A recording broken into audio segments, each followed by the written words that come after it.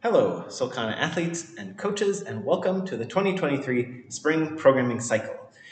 This year, we're going to focus this spring on some mobility goals. So we have 4 different mobility goals, and we're going to get at those with 4 different tests. I'm going to talk you through them right now.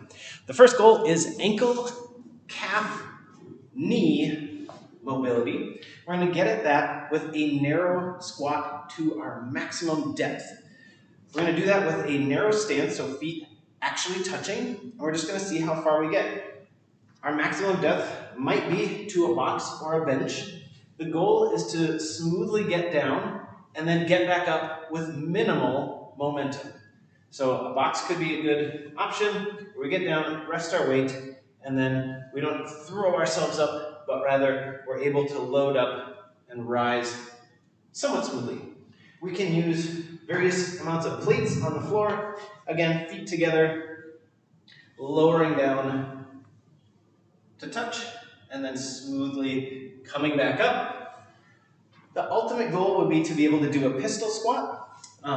So we could do a pistol squat to depth as well, or the hardest option is going to be pistol squat to hips on the floor, and actually coming out of that hips on the floor on one foot. Ideally, being able to do that on both feet. Our next mobility goal is to work on our overhead range of motion. That's going to be our shoulder mobility as well as our upper back or T-spine extension. The way we're going to test that is a 30-second double dumbbell or double kettlebell hold. So ideally, we're standing up nice and tall, we're not arching our back, and we're holding our weights overhead. It's going to be a lot harder to hold a heavier weight with elbows bent. So ideally, we're working towards better mobility and pushing straight up with our weights. 30 seconds. As we test in on that, we'll have some time where we can try a few different weights, but just standing still, double dumbbell or kettlebell hold for 30 seconds for our maximum weight will be that test. Our third mobility goal is going to be hip extension. So that's sending the hip back without dumping through the pelvis. So this is hip flexion, hip extension, as well as core and pelvis stability. The way we're going to get at that is a 5-rep max split squat with a back rack. So what that's going to look like is taking a bar out of the rack, stepping into our long stance, and then doing our best to go knee to floor for 5 reps per side.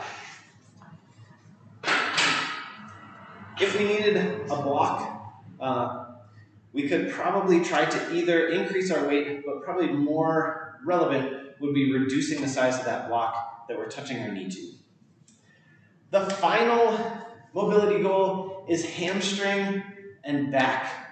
Hamstring length back flexion. The way we're going to do that is a good old-fashioned sit and reach test. So the way we're going to do that is with a tape measure and feet against the wall. So for me, I'm going to round my back. I'm also going to reach forward.